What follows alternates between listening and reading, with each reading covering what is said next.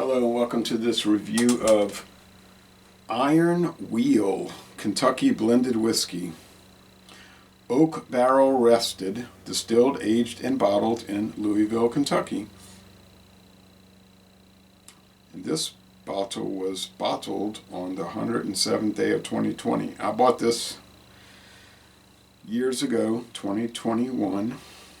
From the land to the bottle, made with American-grown corn. Kentucky blended whiskey, like I said, 80 proof, 40% alcohol. I bought this in Prairieville, Louisiana. Prairieville on United States Highway 61, US 61 northbound Prairieville at Hocus Pocus Spirits. So they had this on special for $8.99. Now in the years since I bought it, it's gone up $1 to $9.99 over there. And you can get the big handles. If you look at the bottle design, you can see who makes it. You know it's Buffalo Trace because that's the same bottle as Ancient Age, McAfee's Benchmark Old Number 8, Canadian whiskeys like Canadian Hunter, which is bottled at Buffalo Trace, so you can tell. But you wouldn't know that by reading the label. It says bottled by the Founders Company, Louisville, Kentucky. Okay, the Founders Company, Sazerac. Aged 36 months, so we got 3-year aging on it. It says 75% neutral spirits distilled from grain.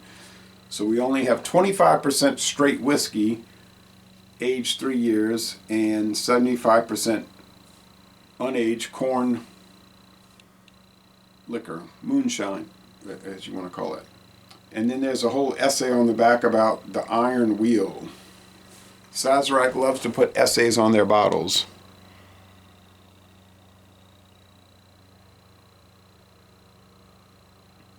You can pause and read that.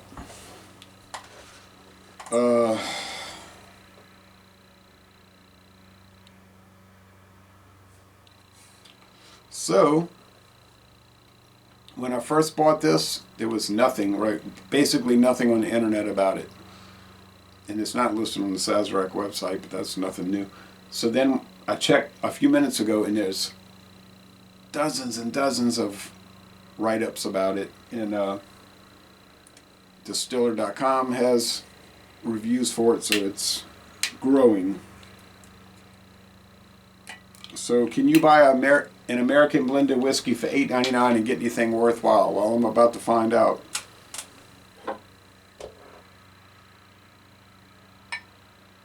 Somebody out there cutting grass. Sound like he's on a rider.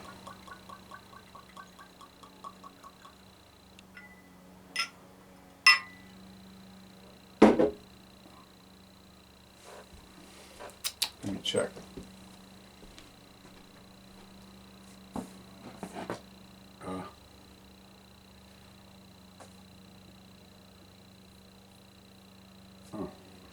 That's Terry Paul with the push mower. He's doing by the canal. He'll be on the rider soon. Well, anyway, I can't stop people from cutting grass. All right. Thing about American blended whiskey, they're allowed to add coloring. It's not straight bourbon, right? So they're allowed to add coloring, and they're allowed to add flavoring, such as like blending sherry, but it can't exceed 2.5% of the volume. It's just can be added for, as the U.S. government says, flavor consistency. Well, this is pretty dark chestnut. Maybe it's coming just coming from the straight bourbons in it, but at 25%, only 25% straight bourbon, you would think, yeah, they might be adding some caramel coloring.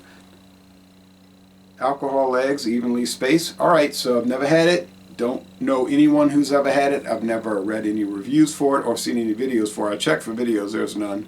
Alright, so this is the first video review for this product in the world, I think.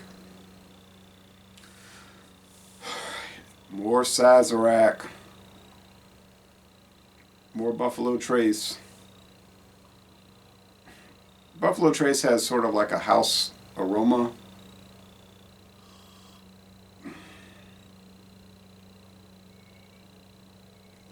something with their yeast. It's like a cornbread smell. So 80 proof, 3-year age. Could it just be ancient age that they're blending with grain spirits? I mean, it's plausible. Ancient age is 3-year age. It's 80 proof. Kentucky Sour Mash Straight Bourbon. So yeah, hey, why not? Then you can sell another brand. Doesn't smell unpleasant. It's yeah, you get the corn base, and then you get like they're saying, the charred oak. Yeah, oak barrel. I think if you serve this to somebody and say, "What do you think this is?" or you want to try some whiskey, just don't say too much, and they would say, "Oh yeah, well, whose bourbon is this?" You know, like it might be what they would. It's probably what they would say. All right, cheers with the taste.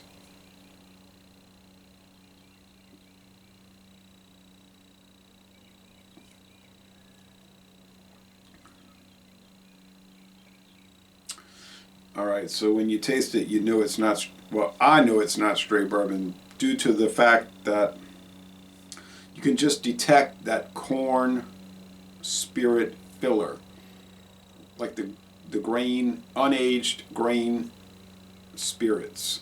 Now, if they were aged in oak barrels for a number of months, then it could be whiskey, but they're not.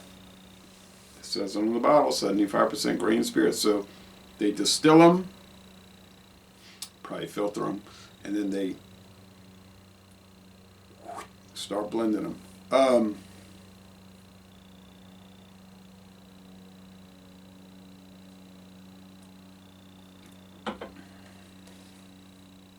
Yeah, same old thing. Like you can taste it. You can just taste that neutral spirit. Now you might say, well, how can you taste a neutral spirit? It has no flavor or aroma, but it doesn't have no flavor or aroma. I mean, it doesn't have, I'm saying it wrong. It doesn't have a total lack of aroma and flavor. It just mostly doesn't have flavor and aroma, but there is some, and it's that corn base,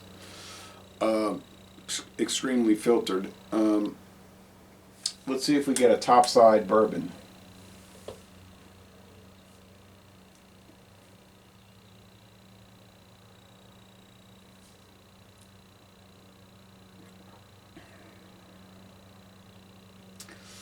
It's a thin amount of it. This is kind of reminding me of the old Beams 8-Star, which I bought here locally years ago. That used to be 75-25. It was 75 grain spirits, 25% straight whiskeys, and it was aged, but only aged 2 years. But 2 versus 1 year doesn't seem to be making much of a difference, because this really does remind me of that old configuration of the Beams 8-Star. You know, now it's 80-20, so you have even less straight bourbon in the Beams 8-Star. Yeah, let me know what you think about Beams 8-Star.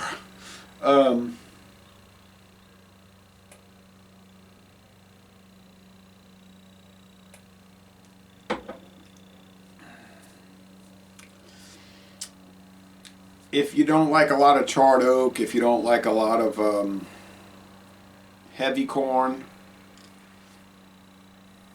and vanilla, this might work because it's a very low profile flavor. Yeah, it's in the mix, like what I said, the Beams 8-Star, so, and the Heaven Hills Kentucky blended whiskey, now called Heaven Hill Quality House Kentucky.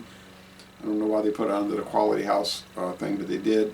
Yeah, it's similar to those two. It's not really similar to Clubhouse because that has a strange flavoring, added flavor.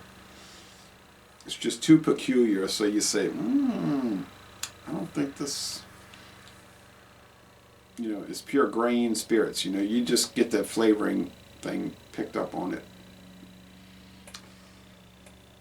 Oh, yeah. How's this going to do against the other American blended whiskeys I have? I think it's going to do all right. It's not going to make a splash. Like, it's not going to make you think, oh, the world of American blended whiskey has changed. Nah.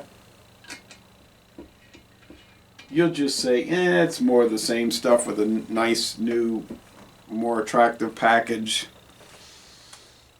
But it's all right. I mean, it's not total garbage, but it's $8.99. But then why would you pay $8.99 to get an American blended whiskey? We can get straight whiskey for the same price. I can go right to CVS Pharmacy, or I could last year, get the same product, the same size, same bottle, same company, Buffalo Trace, and get Sour Mash Kentucky straight bourbon whiskey, 80 proof, no neutral spirits. But I guess it's a personal preference thing. People might like the spirits. It's kind of like beer. Some people like the adjunct beers that the corn or rice filler softens it, and it's not as harsh. So yeah, it's a personal preference thing, but I'd rather go with the straight bourbon, honestly, the Jethro T Boots. Same price, same size, same ABV. But okay, if you're an American blended whiskey fan, and apparently many people are, as due to the fact that I see lots of people buying Seagram 7 Crown every day of my life practically, and there's always advertisements for Seagram 7 Crown in the newspaper or the mailers in the mail, and Seagram 7 Crown is one of the top 10 selling whiskeys in the United States. So yeah, there is a market for blended whiskey, obviously. Okay, so final assessment. I wouldn't be running to buy it, but yeah, it's all right. I can't say it has nasty aromas or flavors, off aromas or flavors. It's just a little kind of bland or dull. I have the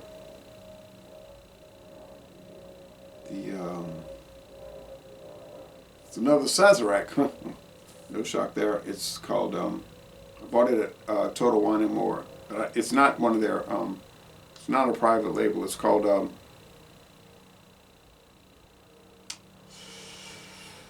oh, it's driving me crazy. Blended whiskey, 80 proof, 80-20.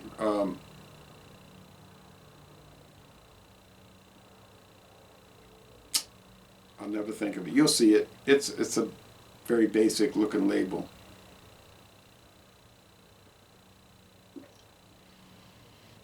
There is a little vanilla coming through now. It's probably the bourbon's peeking, like, here I am. I'm 25%.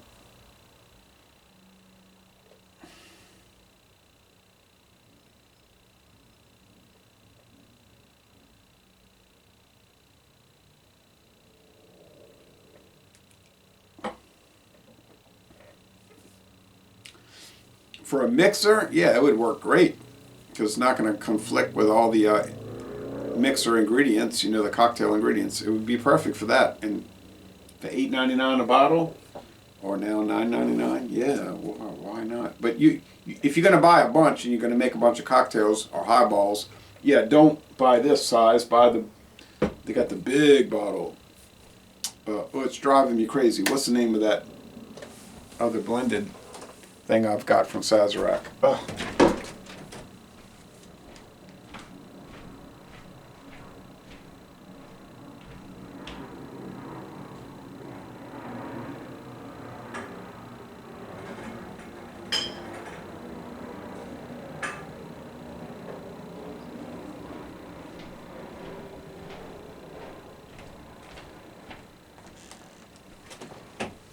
Oh yeah, Classic Club. Well, I don't think it's a classic, and I don't think you'll see it in any clubs. Well, if you do, you better run. No, but you know, it's comical, really. But maybe it tastes all right. The reviews were actually pretty good for it. That thing, they were saying, "Oh yes, I love this thing, and I gotta drink it, bro." You know, but no, but I'm curious to read the Iron Wheel reviews because it seems like they're pretty positive. So I'm gonna say, yeah, it's marginally good. I'll give it an 81 out of 100. B minus. It's not offensive. I don't see how you could drink it and say, "Oh, it's nasty. I can't handle it." No, it just doesn't have a lot that's making it something you want to really run down and buy. But then I have straight bourbons that are kind of, I mean, Old Charter, when I did the initial review, the solo review, the score was high. But, man, I put that into taste challenges, and I was like, man, it's just kind of bland, you know? And is it really much blander than this? I'm starting to wonder if that's the case. So, yeah, 81 out of 100, a B minus, but still, well, it's your money. It was my money. I bought it, you know, but it's pretty fun to do these. So, there you go, Iron Wheel. I'm going to save the rest for, I got to do the written review and the photo.